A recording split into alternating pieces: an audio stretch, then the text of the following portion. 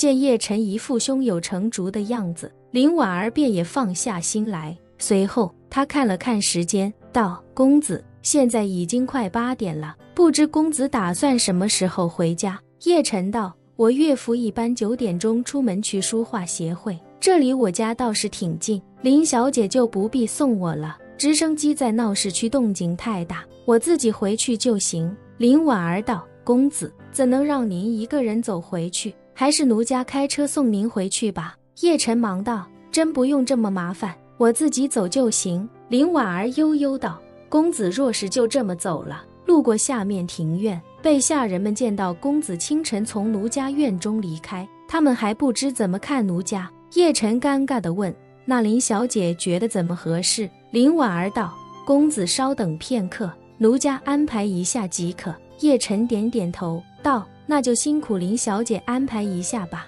林婉儿开心一笑，连忙道：公子稍等，奴家这就知会一声。说着他拿起手机打了一个电话，开口便道：老张，你上来一趟。待他挂了电话，叶晨好奇地问道：你打电话的这个老张，就是当初在北欧你叫他爷爷的那个人吗？林婉儿俏脸一红，有些娇羞地说道：公子还请见谅，奴家当时也只能谎称老张是奴家的爷爷，以免公子怀疑。叶晨毫不在意地摆了摆手，好奇地问：其实他是你收养的孤儿，对吧？对。林婉儿点了点头道：昨晚奴家跟公子说过，老张以及这里生活的另外2位老人都是奴家很多年前收养的孤儿。叶晨忍不住问：那你看着他们从婴儿变成老人，心里会不会很伤感？不会。林婉儿淡然道：每个人都有自己的命数，奴家能活300多年是奴家的命数，他们能遇到奴家也是他们的命数，再加上没有什么血缘关系，所以也自然能够看淡一切。叶晨轻轻点了点头，但心里却始终无法体会这究竟是怎样的一种感觉。几分钟后，一位老者便来到林婉儿的别院门外，轻轻叩门，恭敬地说道：小姐，老奴来了。林婉儿朗声道：进来吧。院门被那老者推开，他迈步走进房门，忽然看到叶晨就坐在太师椅上，表情顿时一惊。他虽没有了在北欧见到叶晨时的记忆，但却看过叶晨的资料，知道这就是小姐一直在寻找的那个在北欧救过主仆2人的恩公。惊讶片刻后，老张连忙恭敬地行礼说道：老奴张德才见过叶先生，谢叶先生救命之恩。叶晨见如此耄耋老人向自己行礼，连忙起身说道：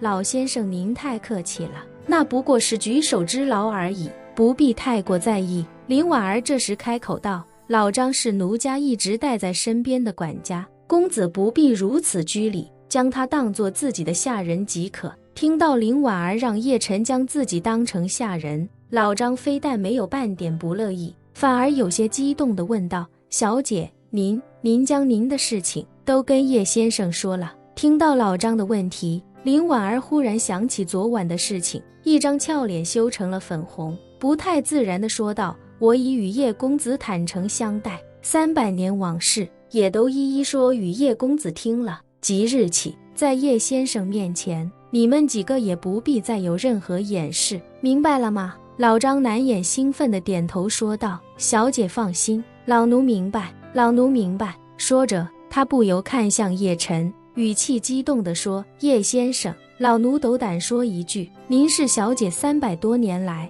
唯一真正敞开心扉的外人。说罢，老张意识到自己措辞不太准确，连忙又解释道：老奴的意思是，您是小姐这么多年来唯一敞开心扉的成年人，不像我们都是被小姐抚养长大的，从小跟在小姐身边做下人，小姐见我们秉性过关，才会一点点将秘密告诉我们。叶晨尴尬一笑，一时间也不知如何接话，只得岔开话题道：老先生，您在我面前就不必以老奴自居了，晚辈实在愧不敢当。老张不假思索地说道：不，老奴自打启蒙时期便发誓要留在小姐身边做一辈子下人，为小姐鞍前马后。您是小姐与老奴的恩人，又是小姐的朋友，老奴自然不得乱了礼数。说着，他忽然感慨道：“叶先生，老奴说句心里话，老奴跟在小姐身边已经90年，